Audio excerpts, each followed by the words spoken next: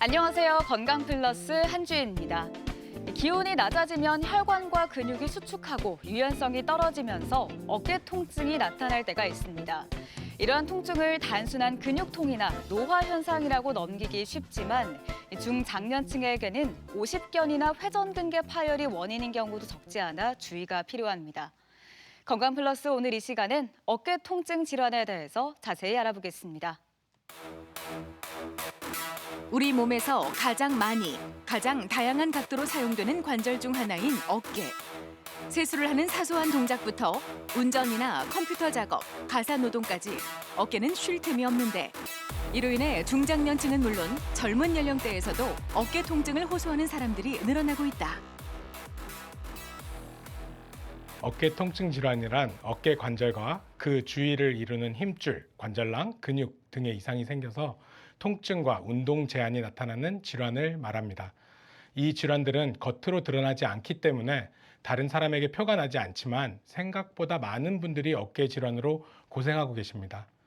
또한 주로 팔이나 등, 날개뼈 주위 통증으로 나타나기 때문에 어깨 문제가 아니다라고 생각하고 진료나 치료가 늦어지는 분들도 많습니다. 어깨 통증은 흔하게 발생하지만 장시간 지속될 경우 단순 근육통이 아닌 특정 질환에 의한 증상일 수 있어 각별한 주의가 요구된다.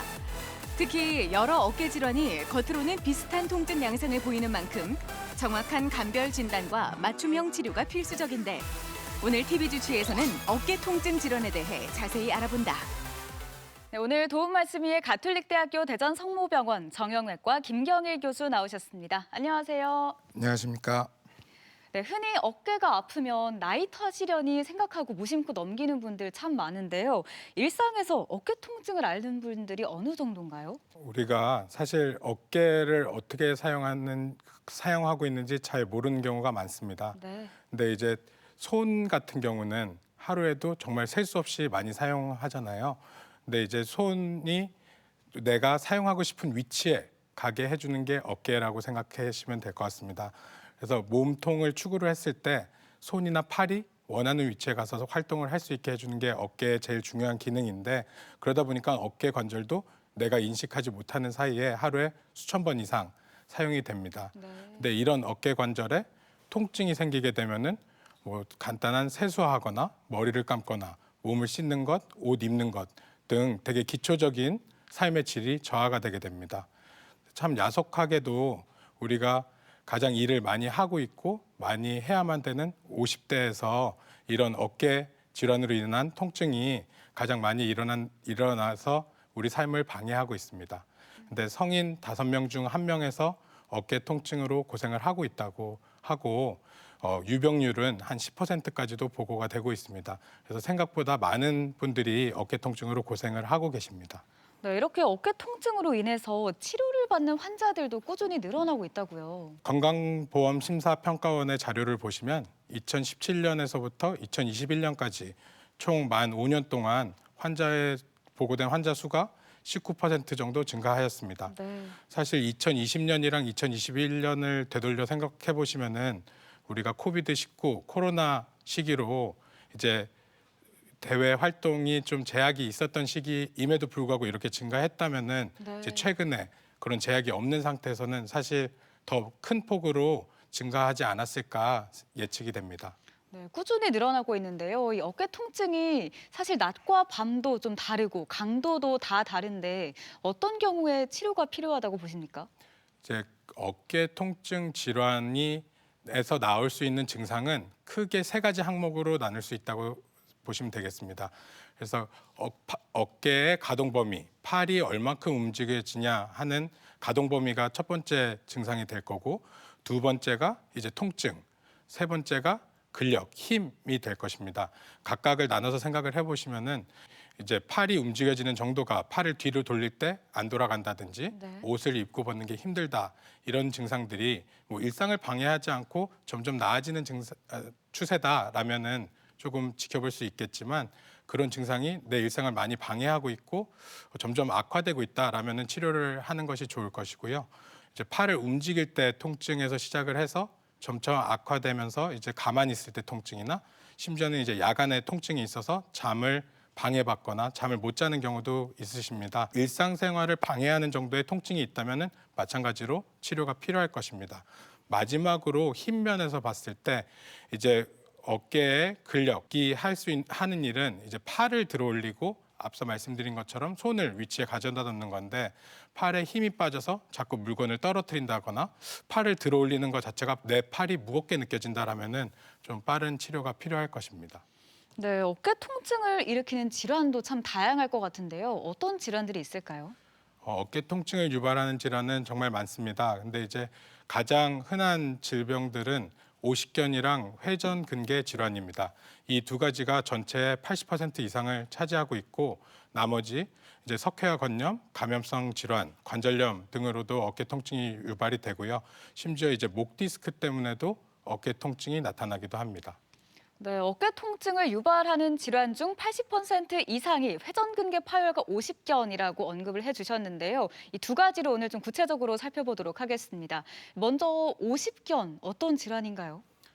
오십견이라는 말은 사실 이제 의학적인 표현은 아닙니다. 네. 이제 정확한 의학 용어는 이제 유착성 관절낭염입니다. 어깨 관절이 점점 굳어가는 병을 의미하고 그 이름 유착성 관절낭염에서 알 수 있듯이 관절낭, 관절 주머니가 늘러붙는다, 유착된다 이런 뜻이고요. 관절 주머니가 병리적으로 두꺼워지면서 관절 용적이 줄어드는 병입니다.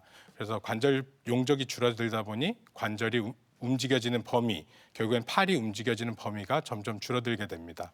그래서 제일 좌측의 사진을 보시게 되면은 정상적인 어깨의 관절 내부 사진입니다. 그래서 염증 소견도 없고 관절 용적도 매우 넓은 상태를 보실 수 있게 되겠고요. 가운데랑 제일 우측의 사진을 보시게 되면은 관절 안에가 많이 뻘겋게 변해 있습니다. 염증으로 인해서 혈관이 자라 들어와서 이제 빨갛게 변해 있는 상태이고 자세히 보시게 되면은 관절의 용적이 줄어들어 있고 관절 주머니가 두꺼워져 있는 모습을 보실 수 있습니다. 네, 이렇게 어깨 관절이 점점 굳어지는 병인 오십견, 어떤 특징들이 있을까요? 오십견은 40대에서 60대, 특히 50대에 가장 많이 발생하고 있습니다. 그러다 보니까 50살의 어깨다라는 오십견이라는 별명이 생긴 것 같고요. 네. 이제 처음에는 이제 팔을 움직일 때 어떤 범위 이상을 벗어났을 때만 통증이 있다가 점점 이제 병이 진행을 하면서 가만히 있어도 통증이 있게 되고 야간통까지도 생기게 됩니다.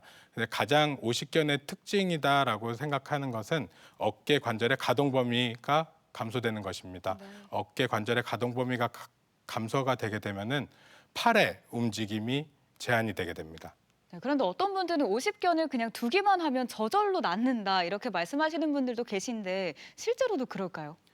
오십견은 저절로 낫는 병이 맞습니다. 아, 오십견은 이제 세 가지 단계를 거쳐서 자연적으로 회복이 되게 됩니다. 이제 첫 번째 단계는 통증기, 두 번째 단계는 강직기, 세 번째가 회복기입니다. 각 단계별로 이제 설명을 드리자면은 통증기의 가장 특징적인 특징은 이름 그대로 통증입니다. 네. 이제 이 시기는 점점 통증이 심해지는 시기이고 처음에 앞서 말씀드린 것처럼 처음에는 팔을 움직일 때만 통증이 있다가 점차 가만히 있을 때도 통증이 더 심해지게 됩니다. 심할 경우에는 야간통까지 생기게 되고요. 네. 두 번째 단계인 강직기는 강직이 가장 특징인 시기입니다. 통증은 조금 통증기에 비해서는 완화가 되지만 어깨가 굳어가는 증상인 강직은 비슷하거나 점점 더 악화되게 됩니다. 마지막 단계인 회복기에는 이제 통증이 거의 없어지게 되고 강직이 남아있는 상태에서 서서히 풀려가게 됩니다. 이런 식으로 오십견은 가만히 놔두어도 사실 대부분 시간이 지나면 좋아지는 병이 맞습니다. 하지만 그 가만히 놔두는 시간이 거의 1에서 2년, 길게는 3년 반까지도 걸린다라고 보기 때문에 가만히 놔두는 것보다는 치료를 해주는 것이 좋을 것입니다. 네, 이렇게 통증기, 강직기, 회복기 단계별로 적용하는 치료법도 다를 것 같은데요. 어떻게 치료하나요? 각 단계의 특징을 잘 살려서 치료를 하게 되면은 우리가 전체 오십견으로 고통을 받는 기간이 줄어들게 됩니다. 그래서 각 단계별 치료의 핵심을 말씀드리자면은 통증기는 특징이 통증이기 때문에 통증 조절이 가장 중요할 것입니다. 네. 이 시기에는 오히려 무리한 재활 운동이라거나 운동 치료는 오히려 통증을 악화시킬 수 있어서 조금 조심하는 게 좋을 거고요. 이제 통증이 가만히 있을 때나 야간통이 줄어들어서 이제 강직기로 넘어오게 되면은 이제 그때부터는 재활 운동을 시작을 하게 됩니다. 단 이제 강직기에도 재활 운동을 너무 아픈 범위까지 무리해서 한다든지 할 경우에는 통증이 오히려 다시 심해져서 다시 통증기로 돌아가는 경우가 있기 때문에 네. 통증 범위를 넘어가지 않는 범위에서 조심스럽게 재활 운동을 해야 될 것이고 사이에 혹시 통증이 생긴다면은 또 그 통증에 대한 다시 치료를 진행해야 될 것입니다. 마지막으로 이제 회복기에 들어서면은 통증이 거의 없는 상태이기 때문에 이 시기에는 매우 적극적으로 재활 운동 치료를 해야 될 것입니다. 재활 운동 치료를 해서 가동 범위를 회복하는 치료를 해야 될 것이고 근력 회복을 위한 운동 치료도 병행해야 될 것입니다. 50견은 대부분 수술 없이 치료가 됩니다. 근데 이제 이런 재활 운동이 잘 안 되었을 경우에는 강직이 남고 끝나는 경우가 있어서 각 단계에 맞게 치료를 진행해서 강직이 남지 않게 하고 완벽하게 끝내는 것이 좋을 것입니다. 네, 대전 MBC 건강 플러스 오늘은 어깨 통증 질환에 대해서 알아보고 있는데요. 이번엔 직접 병원에 찾아가서 환자들을 만나보고 어깨 통증 질환에 대해서 자세히 살펴보겠습니다. 화면으로 만나보시죠.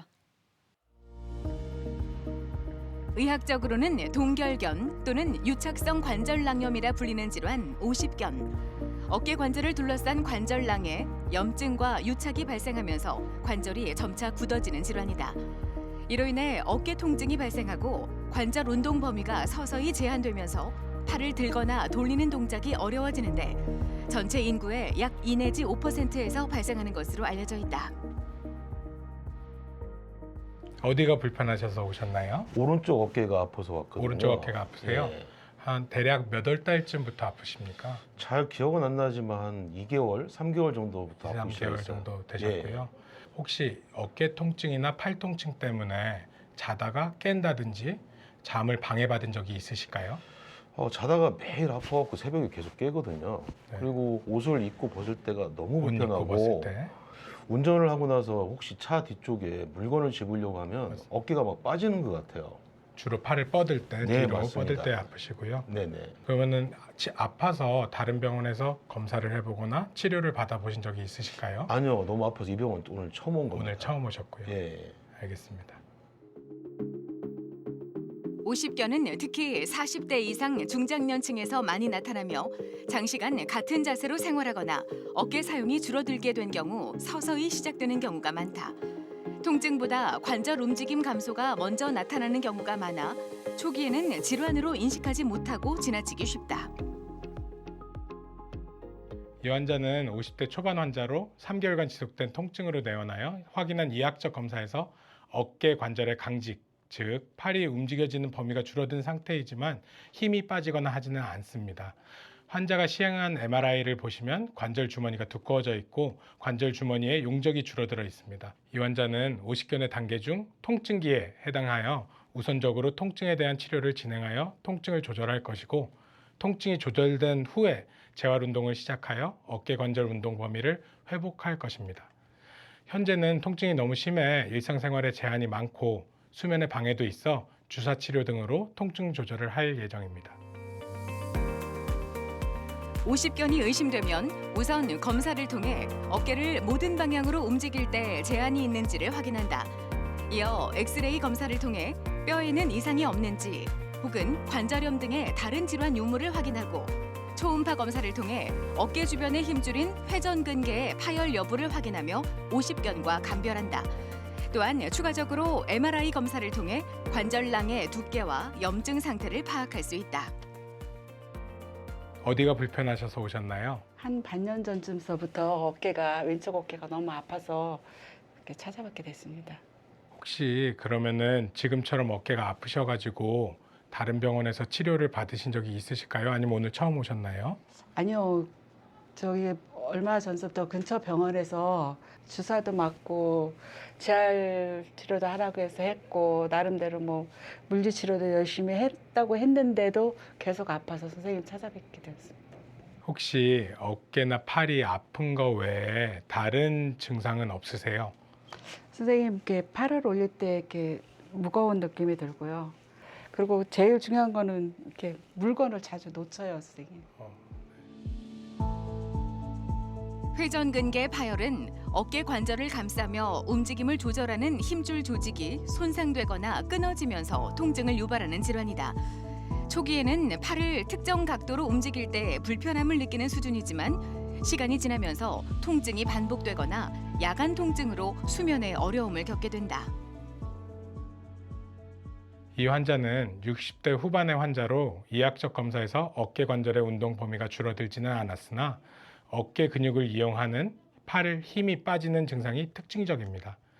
환자가 시행한 MRI를 보시면 어깨 힘줄인 회전근개가 뼈에 부착되는 부위에서 파열되고 근육이 위축되어 힘줄 부위가 넓게 비어 있어 손상이 보입니다. 따라서 회전근개 파열이고 진행된 상태로 파열 범위가 넓습니다. 해당 힘줄에 힘이 빠지는 증상도 보이고 있어 회전근개 봉합술, 즉 힘줄을 뼈에 꿰매어주는 치료가 필요한 상태입니다. 회전근개 파열의 치료는 파열 정도에 따라 달라진다. 부분 파열의 경우 약물 치료, 물리치료, 인대 강화 주사 등 비수술적인 방법으로 효과를 기대할 수 있다. 하지만 완전히 파열된 경우는 힘줄을 봉합하는 수술이 필요한데 최근에는 관절 내시경을 이용한 수술이 일반화되면서 1cm 미만의 절개로도 수술이 가능하다.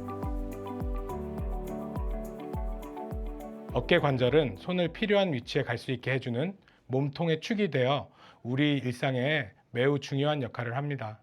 어깨의 질환을 정확하게 확인할 경우 반드시 수술적 치료가 아니더라도 쉽게 치료가 되는 경우가 사실 더 많습니다.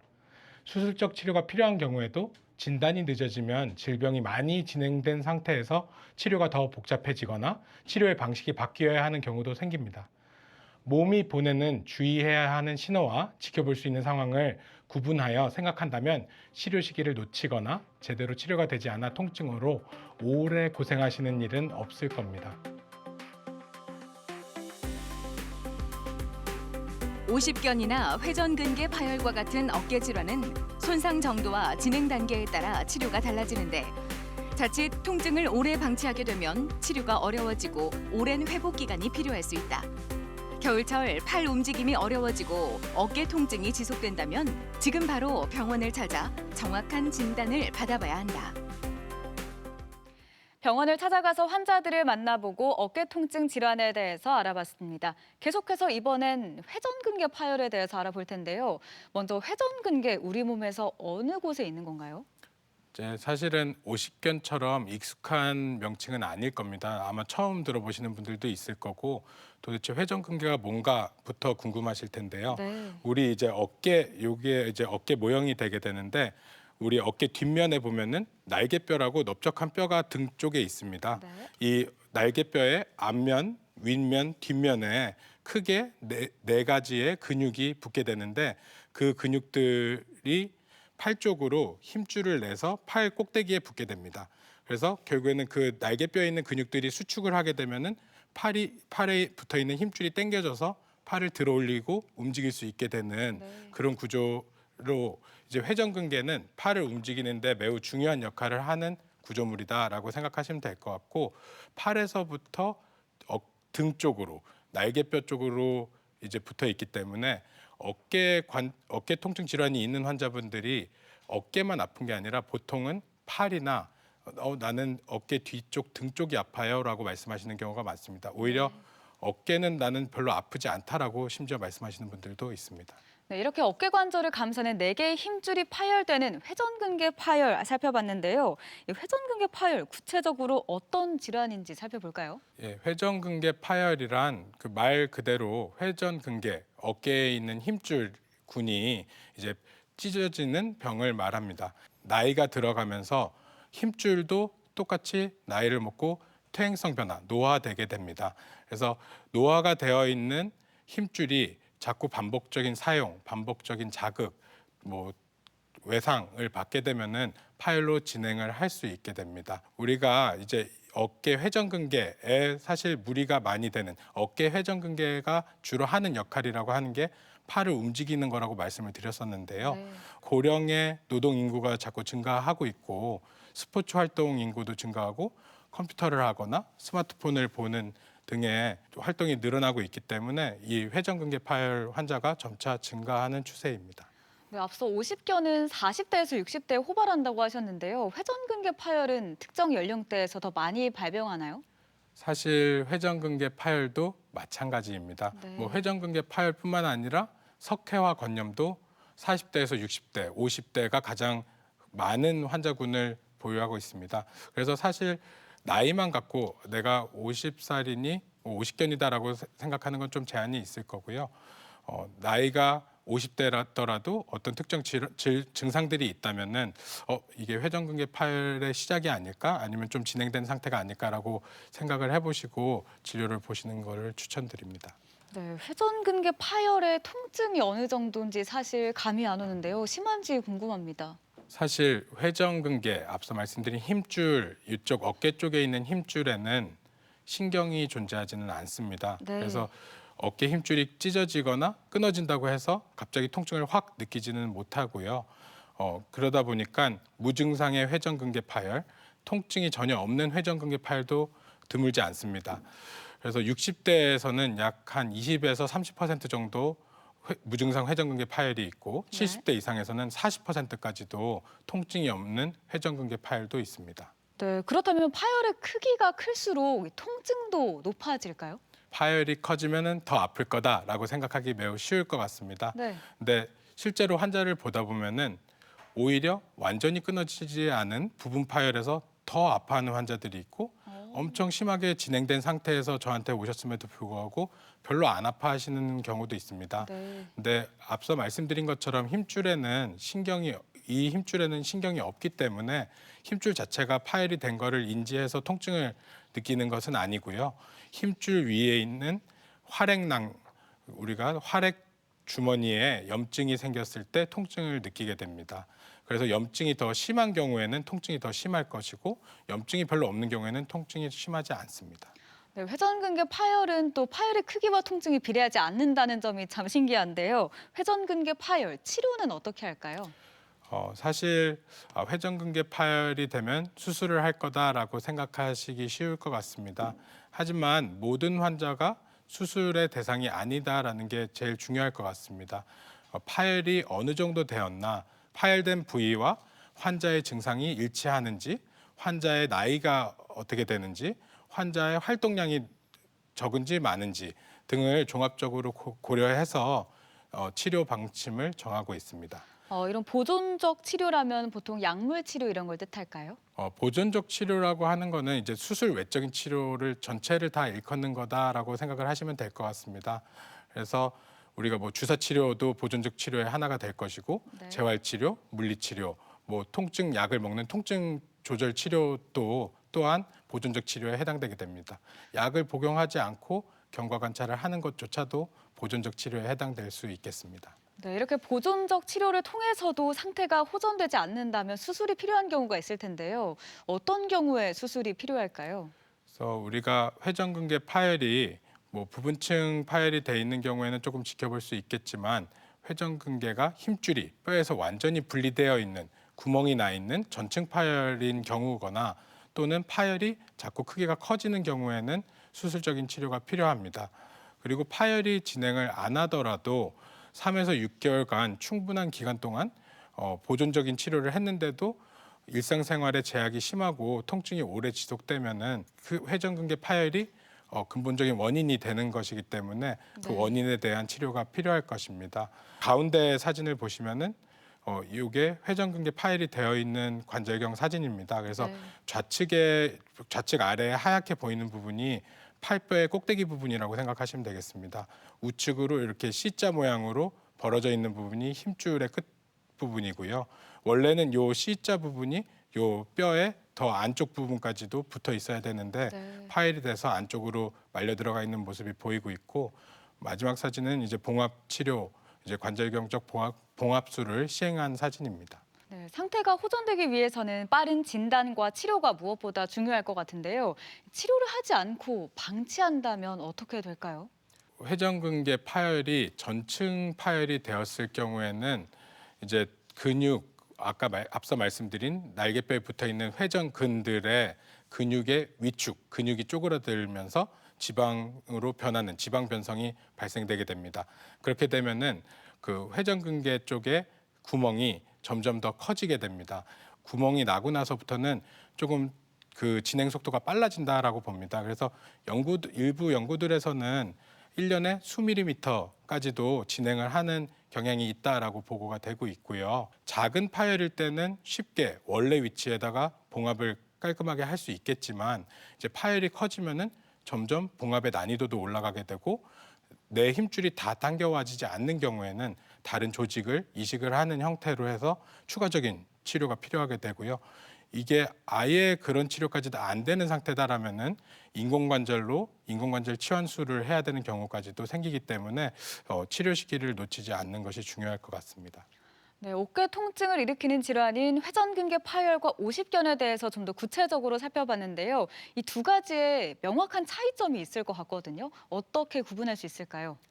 오십견은 관절이 굳는 병이고 회전근개 파열은 힘줄이 손상된 병입니다. 이제 제일 큰 차이는 오십견은 기다려 볼 수 있는 병이다라고 생각을 하시면 될 것 같습니다. 네. 앞서 말씀드린 것처럼 자연적으로도 호전이 되기 때문에 적절하게 시기에 맞춰서 재활 운동 치료를 해주면서 지켜볼 수 있고요. 회전근개 파열 같은 경우는 힘줄의 손상이 진행을 할 가능성이 있기 때문에 그 정도를 잘 확인하는 것이 중요할 것입니다.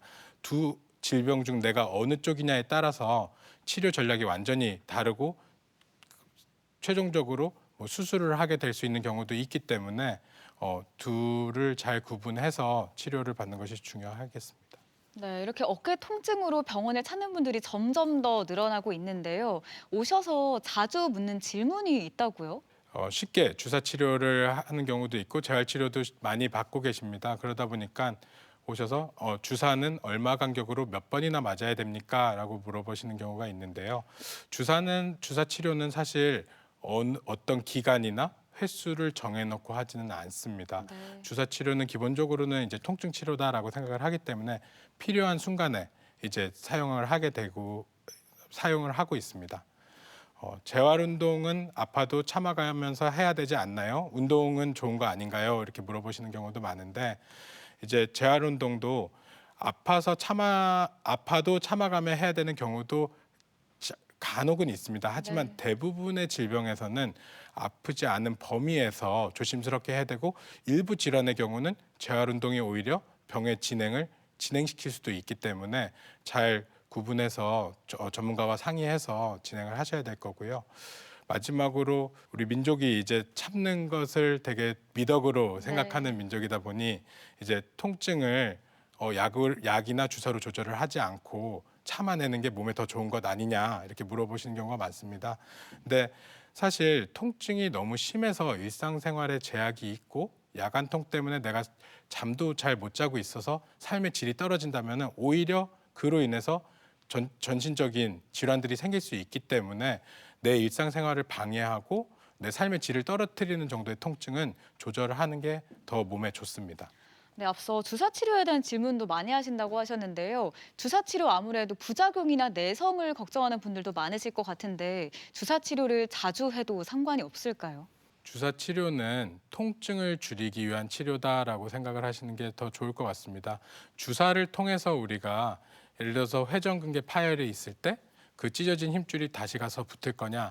사실은 그렇게 되면 너무 좋겠지만 네. 그러지는 않습니다. 그래서 어느 시기에 주사를 맞을 거냐? 통증이 심한 시기에는 주사가 큰 도움이 될 수가 있지만 자주 주사를 맞는 것은 오히려 해가 될 수도 있습니다. 네, 주사 치료뿐만 아니라 좀 꾸준히 운동이나 재활 치료는 해도 되지 않을까 싶은데요. 어떤가요? 물리치료나 운동치료도 적절하게 사용하면은 이제 약방에 감초가 될 수 있지만 남용하면 독이 될 수 있습니다. 네. 어떤 질환에 따라서는 운동치료가 오히려 병의 진행을 더 악화시키는 경우도 있기 때문에 꼭 담당하고 계신 선생님이나 물리치료 선생님 또는 재활의학과 선생님이랑 잘 상의해서 내가 현재 통증 단계나 현재 병의 진행 상태에 따라서 맞춤 운동이 가장 좋을 것 같습니다. 네, 사실 어깨 통증이란 게 통증이 있다가도 사라지기도 하고 또 아팠다가도 좋아지는 걸 느낄 때가 있는데요. 어떻게 구분을 해야 할까요? 우리가 이제 기다려 볼 수 있는 어깨 통증들이 있을 겁니다. 이제 50견인 경우가 주로 이제 기다려 볼 수 있는 통증이 되겠는데요. 만약에 이제 통증이 이제 처음엔 심했는데 자연스럽게 나아지고 있다라거나 내가 팔이 처음에는 잘 안 움직여졌는데 그 관절이 움직여지는 정도가 점점 자연스럽게 늘어나고 있다. 네. 하다면은 50견일 가능성이 높겠구나라고 생각하고 기다려 볼 수도 있겠습니다. 단 전제 조건은 팔 힘은 빠지지 않는 상태에서 이제 이런 통증이 나아지고 있고 관절의 가동 범위가 늘어나고 있다면은 조심스럽게 지켜볼 수 있을 것입니다. 하지만 우리가 그 지켜보는 과정 중에서도 만약에 일상생활을 제약하는 통증이 있다면은 통증에 대한 조절은 해주시는 것이 좋을 것 같습니다. 네, 이렇게 기다려도 되는 통증이 있는 반면 늦으면 안 되는 신호 같은 그런 통증이 따로 있을까요? 통증으로 따로 이 통증이 있을 땐 늦으면 안 된다라는 통증은 사실은 없는 것 같습니다. 네. 앞서 말씀드린 것처럼 오히려 부분 파열에서 더 아플 수도 있고 큰 파열에서 덜 아플 수도 있고 50견 때 더 많이 아플 수도 있기 때문에 사실은 통증의 정도나 양상을 갖고는 구분하기가 좀 어려운 것 같습니다. 50견과 회전근개 파열을 봐도 증상이 사실은 비슷하고 발생하는 연령조차도 비슷하기 때문에 그런 내가 느끼는 증상으로는 이제 통증의 정도로는 그 구분을 하기가 좀 어려울 것 같고요. 네. 이제 저는 제일 중요하다고 생각하는 거는 팔 힘이 빠지냐 안 빠지냐. 결국에는 팔에 힘이 빠지는 것은 어깨의 근육, 힘줄이 그 끊어졌을 때 많이 진행된 경우에 나타나는 신호일 수도 있어서 꼭 내 팔에 힘이 빠지고 팔이 무겁게 느껴지고 물건을 자꾸 떨어뜨린다 라면 좀 빨리 진료를 하고 치료를 받는 것이 좋을 것입니다. 이제 밑에 있는 사진을 보시면은 이제 회전근개 파열이 진행이 되다가 엑스레이에서 보면은 요 위에 날개뼈와 팔뼈가 거의 붙어 있는 것을 보실 수 있습니다. 네. 이제 그 부위가 원래 힘줄이 있어야 되는 부위인데 힘줄이 파열되다 못해 이제 뼈끼리 부딪히면서 뼈가 모양이 변해 있습니다. 그래서 MRI에서 보면은 힘줄 및 근육이 하나도 안 남아 있는 상태가 보이시고요. 네. 그래서 어쩔 수 없이 인공관절 치환술로 치료가 된 환자입니다. 네, 마지막으로 어깨 통증 질환에 대해서 한 번 더 정리해 주시죠. 이제 어깨 통증 질환은 50대 근처에 이제 생기는 질환입니다. 이제 통증이 점점 호전되고 있고 나이에 상관없이 힘 빠지는 증상이 없고 그리고 일상생활을 방해하지 않는다라면은 조심스럽게 한번 경과를 지켜보셔도 될 것입니다. 하지만 일상을 방해하는 통증이 3개월 이상 지속이 되고 있다. 나는 젊은데도 불구하고 팔 힘이 많이 빠지는 것 같다라면은 빨리 어깨 전문 진료를 받아보시는 것을 추천드립니다. 대전 MBC 건강 플러스 오늘은 어깨 통증 질환에 대해서 알아보고 있는데요. 계속해서 이와 관련한 오해와 진실을 OX 퀴즈로 풀어보겠습니다. 첫 번째 질문인데요. 네.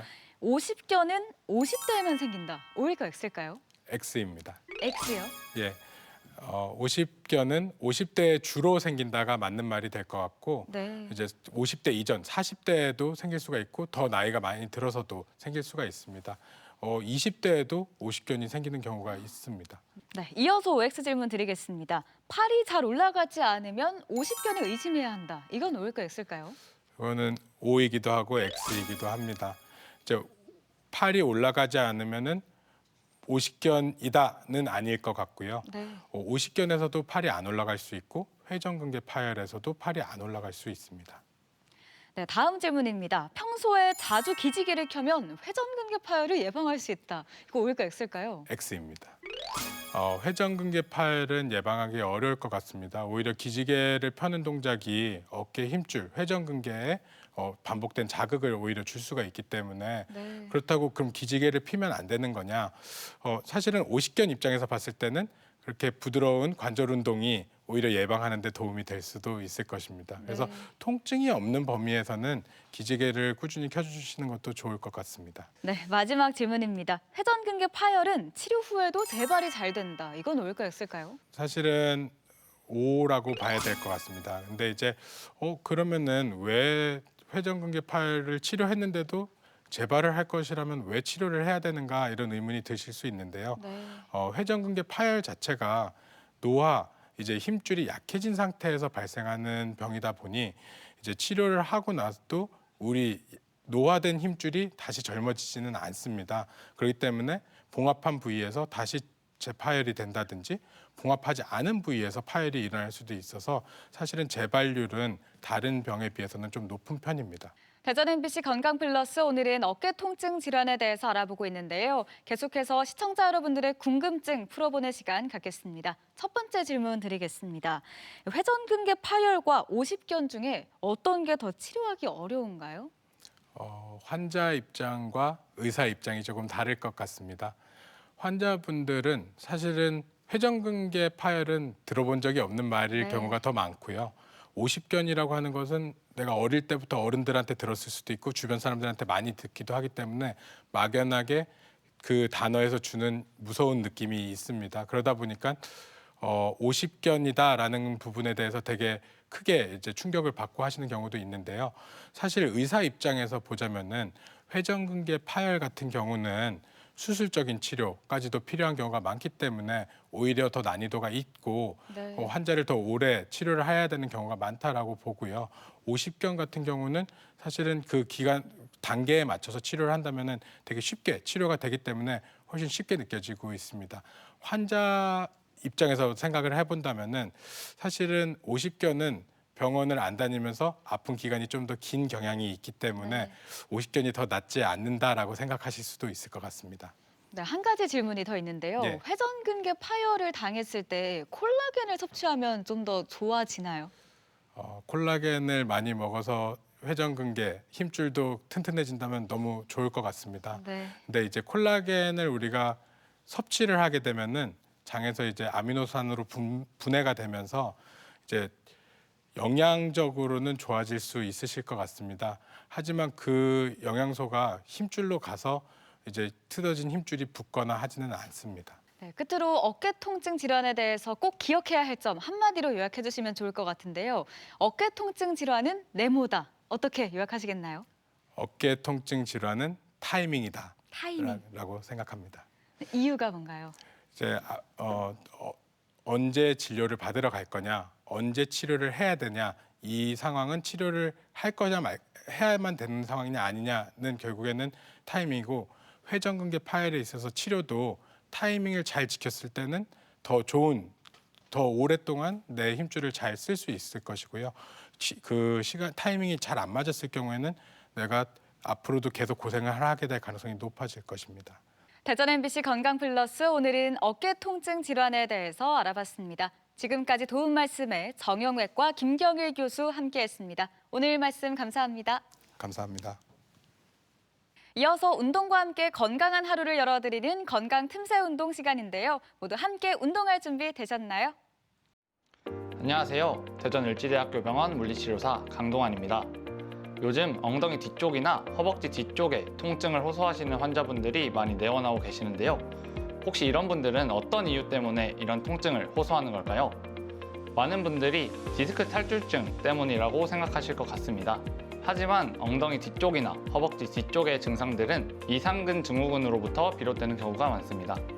오늘은 이상근 증후군에 대해서 알아보고 이상근 증후군의 증상을 완화시킬 수 있는 스트레칭과 운동을 배워보도록 하겠습니다. 이상근 증후군이란 좌골신경 위를 지나가는 이상근이 좌골신경을 압박해서 엉덩이 뒤쪽과 허벅지 뒤쪽, 종아리까지 통증과 저린 증상을 유발하는 증후군입니다. 집에서도 간단하게 이상근 증후군을 확인해 볼 수 있는데요. 확인해 볼 수 있는 페어 테스트를 진행해 보도록 하겠습니다. 검사하고자 하는 다리가 위쪽으로 올라간 상태에서 고관절을 90도 정도 구부려 줍니다.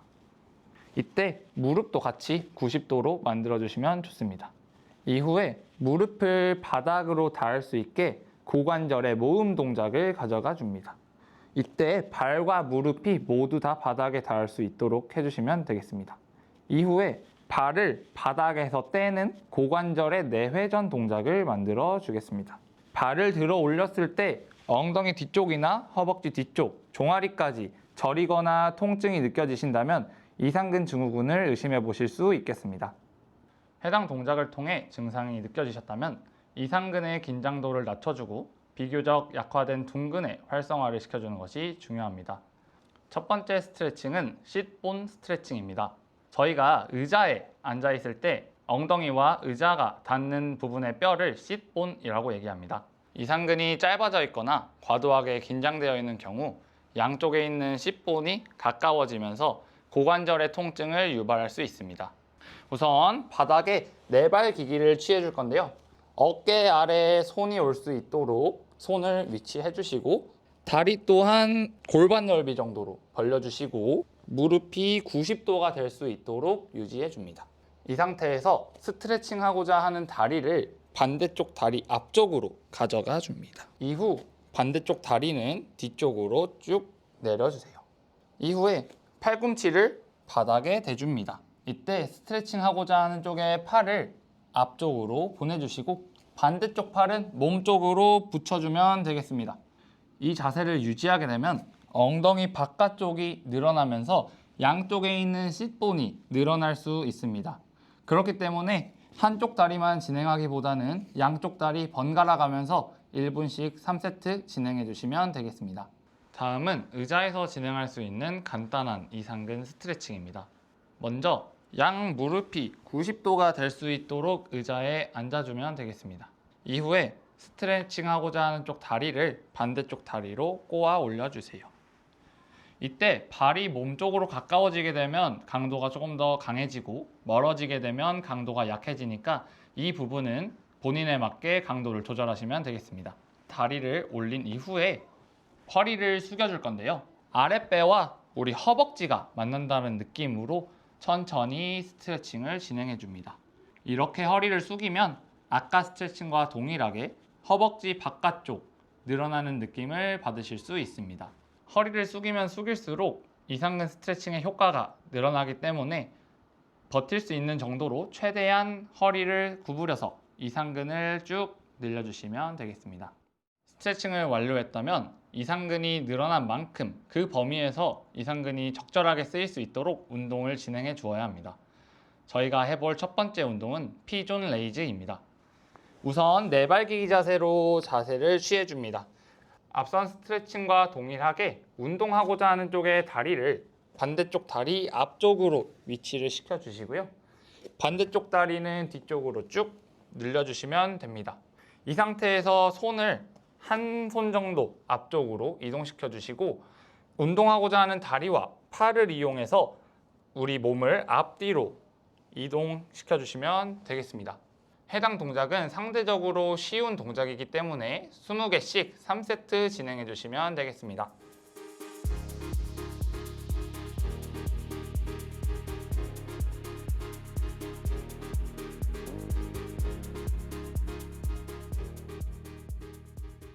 두 번째 운동은 벽을 이용한 스플릿 스쿼트입니다.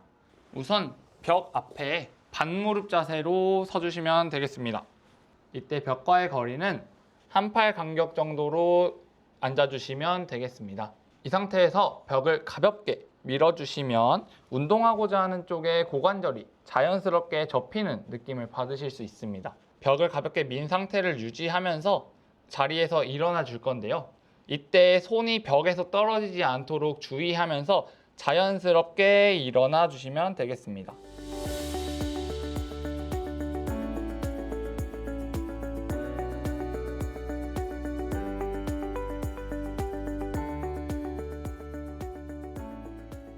세 번째 운동은 힙 에어플레인입니다.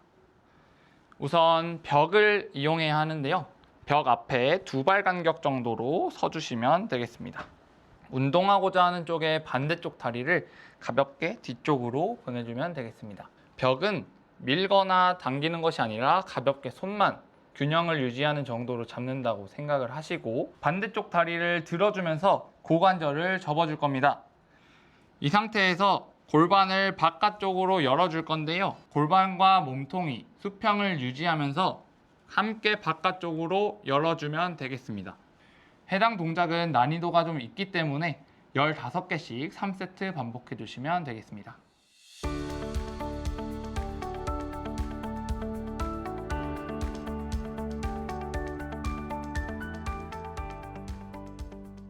일상생활에 어려움을 겪을 정도로 심한 증상을 느꼈던 환자분들에게 효과가 좋았던 스트레칭과 운동으로 구성해봤으니 비슷한 증상을 호소하시는 분들께서 한번 따라해 보시면 좋을 것 같습니다. 그런 다음에도 유익한 운동 정보 들고 오도록 하겠습니다. 감사합니다. 저희가 이번 주 준비한 소식은 여기까지입니다. 이번 한 주도 건강한 한 주 보내시고요. 저희는 다음 이 시간에 다시 찾아뵙겠습니다. 함께해 주신 여러분 고맙습니다.